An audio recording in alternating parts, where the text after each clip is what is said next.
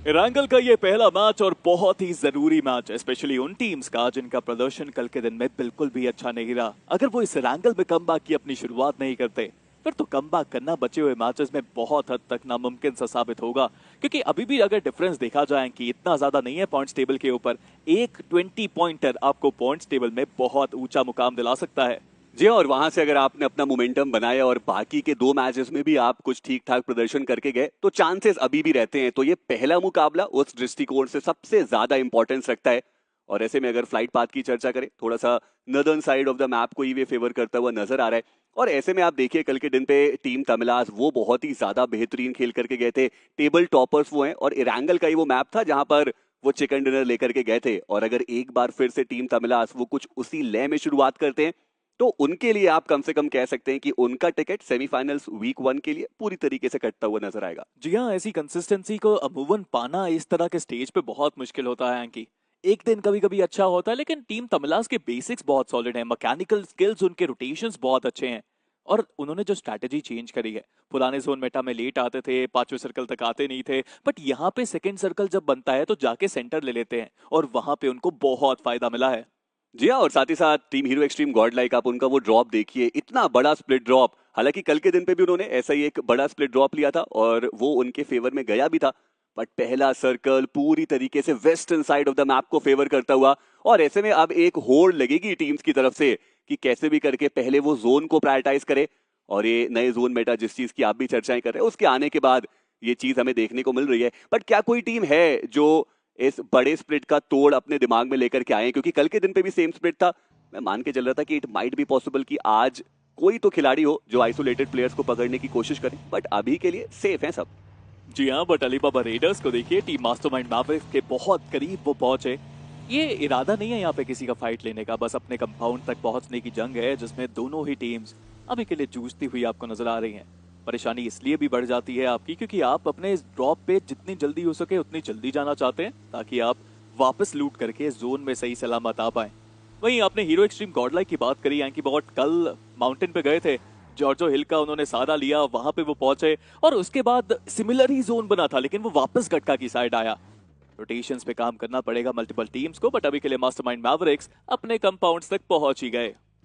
जी हाँ, और Jaeger official वो पोचिंकी के अंदर मौजूद थे। उन्होंने वहां से बेसिक लूट कंप्लीट की, व्हीकल्स उठाए and it might be possible कि वो थोड़ा और जो सेंट्रलिश एरिया है ना उसके ऊपर फोकस करें।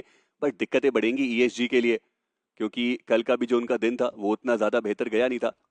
देखना इंपॉर्टेंट रहेगा कि आज किस प्रकार से वो खेलते हुए नजर आएंगे। आर्क ऑफिशियल उनके लिए भी एक बड़ी चुनौती। हालांकि अभी के लिए वो वेस्टर्न ब्रिज के पास देखने को मिल रहे हैं। क्या वो मिलिट्री बेस के एरिया की तरफ जाना चाहते हैं? जी हाँ, व्हीकल लेकर के वो ब्रिज क्रॉस करने की कोशिश कर रहे हैं और ये भी एक बढ़िया स्ट्रैटेजी। जी हाँ, आपको लूट में कमी नहीं होनी चाहिए और ये एक अच्छी स्ट्रैटेजी रहती है टीम्स की तरफ से। अब वहां जाएंगे, लूट करेंगे, फिर वापस सर्कल के अंदर आने में हो सकता है कि कोई परेशानी उनको हो, स्पेशली तब अगर ये सर्कल नॉर्दर्न साइड का शिफ्ट लेता है। सर्कल के रोटेशंस पे सबसे ज्यादा नजर रहती है यहाँ पे कि कहाँ पे सर्कल जाएगा वहीं पे सबकी रोटेशन जाएगी। बट अब गॉडलाइक ई-स्पोर्ट्स के बहुत करीब पहुंच चुकी है जैगुआर ऑफिशियल्स। ये फाइट अगर शुरू होती है तो मुश्किलों में हीरो एक्सट्रीम गॉडलाइक के प्लेयर्स पड़ सकते हैं। बट अभी के लिए दोनों अपने अपने रास्ते पे निकल गए। दूसरी तरफ एनआरआई ई स्पोर्ट्स, एंकी कल का दिन कमाल रहा है इनका भी, स्पेशली अगर मिरामार की बात करें। एक शानदार चिकन, एक शानदार सर्वाइवल गेम, काफी पॉइंट्स निकाले वहां पे इन्होंने। और एनआरआई ने जरूर वो भरोसा दिलाया ऑडियंस को भी कि आप उनसे एक्सपेक्टेशंस पूरी तरीके से रख सकते हैं। पिछला राउंड वो भी उनका बढ़िया गया और यहाँ पर भी वो जो कंसिस्टेंसी है वो उन्होंने दिखाई। हम बात करते हैं कि जो भी बीजीआईएस का सत्र होता है ना वो अंडर गॉड्स वहां पे शाइन करते हुए नजर आते हैं। और यहाँ पर भी कुछ वैसा ही हमें देखने को मिला। डू और डाई वेट्स कल के दिन पे हमने देखा था, ओरंगुटन के अगेंस्ट एक फाइट उन्होंने ली थी और वहां पे वो फिनिशेस निकाले थे। चर्चाएं चल रही थी चैट में भी बहुत सारी। बट अभी के लिए अगर आप बात करें प्लेयर्स टू वॉच फॉर, तो वहां पर आपको स्प्रे गॉड देखने को मिल जाएंगे। 7 टोटल फिनिशेस निकाले और 1242 का डैमेज है। देखिए, रेवरेंट एक्स पार्क तो हमेशा ही अच्छा खेलती है जब भी ऑफिशियल्स आते हैं, बट उसका एक सबसे बड़ा कारण है कि स्प्रे गॉड हमेशा अच्छा खेलते हैं। हर्ष मलिक ने हर बार अपनी टीम के लिए योगदान पूरा दिया है और इस बार भी जब आए तो तैयारी के साथ आए। कल जो शॉट्स इन्होंने लिए, इवन मिरामार में जहां पे पॉइंट्स इतने अच्छे नहीं आए, रेवनेंट एक्स पार्क के पास स्प्रे गॉड की मिनी चल रही थी और वो बहुत अच्छे से चल रही थी। सारंग, मिस्टर ऑफिशियल इनको कहा जाता है, 2 ऑफिशियल इवेंट जीत चुके हैं अपनी टीम के साथ और अब आए हैं तीसरे की खोज में। लेकिन एंकी तीसरा ऑफिशियल जीतना इतना आसान नहीं है, बिकॉज जितनी भी नई टीम्स आई है, चाहे वो एनआरआई हो, चाहे वो आपको सोर ई स्पोर्ट्स देखने को मिले, हर एक टीम में क्षमता है कि इस बार कोलकाता के अंदर वो भी अपना परचम लहरा पाए।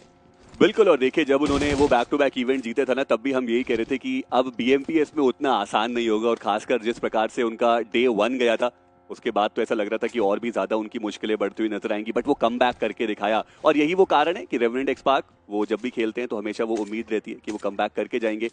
बट बारी है अब हीरो एक्सट्रीम गॉड लाइक की भी। बीएमपीएस जो पिछला सत्र था, वो आप कह सकते हैं कि इनके लिए वो एक कम बैक टूर्नामेंट था, जहां अरसों के इंतजार के बाद एक ऑफिशियल टूर्नामेंट में वो क्वालिफाई होते हुए नजर आए, वहां पर पोडियम फिनिश किया। और अब ये अगला टूर्नामेंट देखना ये कि क्या यहाँ पर भी वो उतना बेहतर खेल के जा पाएंगे। सिम्प वो बहुत ही ज्यादा फैंटास्टिक फॉर्म में चल रहे हैं, और कल के दिन पे भी हमने देखा था वो कवर फायर्स और बाकी सारी चीजें सब ऑन पॉइंट देखने को मिला। जी हाँ, बेहतर ये खिलाड़ी है, बट कल जोनाथन और एडमिनो का फॉर्म सबसे बेहतर साबित हुआ। पहले मैच में एडमिनो ने बहुत सारे फ्रैग्स निकाले, और मिरामार की बात करें तो जोनाथन का चलवा देखा हम सब ने।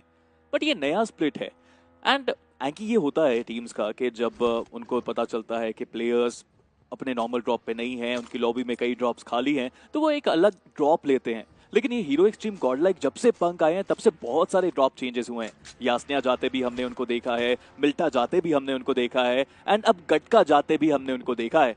और यहाँ पे इंडिविजुअल परफॉर्मेंसेस भी बहुत इंपॉर्टेंट बन जाते हैं टीम्स के लिए। जी हाँ, 7 फिनिशेस जॉनथन के खाते में, टोटल 1331 का उन्होंने डैमेज दिया, 2 हेडशॉट्स 2 असिस्ट। कल के दिन पे बढ़िया फॉर्म में वो नजर आए, लेकिन फॉर्म पे प्रश्न चिन्ह अब पंक के आ रहा है, क्योंकि बहुत समय से वो उतनी ज्यादा बेहतरीन फॉर्म में नजर नहीं आ रहे। वो फिनिशेस उनके पास उतने ज्यादा जा नहीं रहे, और हमने ये देखा भी है कि पहले वो एक जमाना हुआ करता था जहां पे आईजीएल उनके पास उतने ज्यादा फ्रैग्स आप एक्सपेक्ट नहीं करते थे, लेकिन अभी ये मेटा नया है। ये पॉइंट डिस्ट्रीब्यूशन सिस्टम जो है वो आपको फोर्स करता है कि चारों ही प्लेयर्स हो जो फिनिशेस लेकर के जाएं, और ऐसे में वो अलग 4 प्लेयर्स हैं जो टीम ओरंगुटैन के हमें देखने को मिल रहे हैं। विज़गॉड वो भी बहुत ही ज्यादा बढ़िया फॉर्म में, आतंकी उन्होंने तो खैर आतंक मचा ही रखा है। लेकिन देखिए बेहतर टीम्स की हम बात करें तो बेहतरीन हम इस डिवाइस की बात करेंगे, Realme P3 Ultra 5G, जिसमें आपको इस सेगमेंट का सबसे स्टेबल 90 FPS बीजीएमआई गेमिंग देखने को मिल जाएगा, और साथ ही साथ दुनिया का पहला जो डायमेंसिटी 8350 अल्ट्रा चिपसेट है वो आपको इस डिवाइस के अंदर देखने को मिलता है, जो बनाता है इस डिवाइस को एक बीस्ट। मल्टीटास्किंग की बात हो या फिर फ्लॉलेस गेमिंग की, ये डिवाइस बनना चाहिए आपका साथी। जी हाँ, जरूर चेकआउट कीजिए इस डिवाइस को, बट अभी के लिए तो रेवेनेंट एक्सपार्क चेकआउट कर रहे हैं अपनी रोटेशंस को। जोन के अंदर कल पहुंचने में परेशानियां इनको हुई थी, और कुछ वैसे ही रोटेशन दोबारा से देने की कोशिश है। कल की गलतियों को सुधारने का मौका पूरा रहेगा, बट इनके सामने एक टीम आ चुकी है। राइवल्स एपेक्स की लाइनअप ने भी कल काफी बेहतर खेलने की कोशिश करी, बट एंकी कल के दिन में भी और उसके पहले भी जब हमने इनको देखा था, रोटेशंस में प्रॉब्लम आई है राइवल्स एपेक्स को। जी हाँ, और देखना इंपॉर्टेंट रहेगा कि आज वो क्या कुछ बेहतर करके जा सकते हैं। हालांकि अभी तक आप कहेंगे कि बढ़िया ड्रॉप लिया, वहां पे अपनी बेसिक लूट कंप्लीट करी, और अब सर्कल के अंदर वो पहुंच चुके हैं। अब वो रुकेंगे कहां पर जाकर, वो देखने वाली बात। और साथ ही साथ जोन शिफ्ट वो भी हमें काफी जल्दी देखने को मिलने वाला है। हमने चर्चा करी कि बहुत सारे ऐसे इंडिविजुअल प्लेयर्स हैं जिनके लिए ये एक रिडेम्पशन टूर्नामेंट साबित हो रहा है, और ट्रिगर का नाम उसमें जरूर आता है। पहले वो ओरंगुटैन के नाम से खेला करते थे, लेकिन जोन का ये शिफ्ट, ये एक हार्ड जो नॉर्थ ईस्टर्न शिफ्ट है वो हमें देखने को मिलता हुआ। आप देखिए एनआरआई वो सर्कल के अंदर, टीएचडब्ल्यू के बारे में हमने बहुत सारी चर्चाएं करी। अभी के लिए सर्कल के अंदर 2 प्लेयर्स ऑलरेडी पहुंच चुके हैं, पर टीम एगी एक लंबा रास्ता उनको तय करना पड़ेगा, और एगी का कल के दिन का वो ग्रेनेड भुलाए नहीं भूलता। व्हीकल लेके एक खिलाड़ी आए, एक खिलाड़ी वापस जिन्हों बाहर की तरफ गए, और वो परफेक्ट टाइमिंग पे गया।